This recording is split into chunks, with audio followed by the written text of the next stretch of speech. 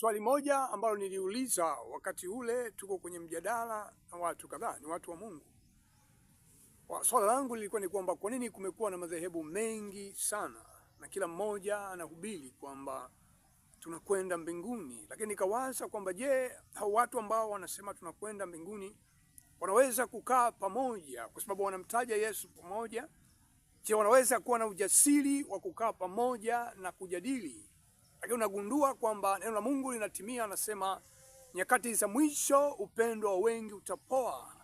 Imebakia kumtaja Yesu katika vinywa, lakini upendo baina ya mtu mmoja na mtu mwingine haupo.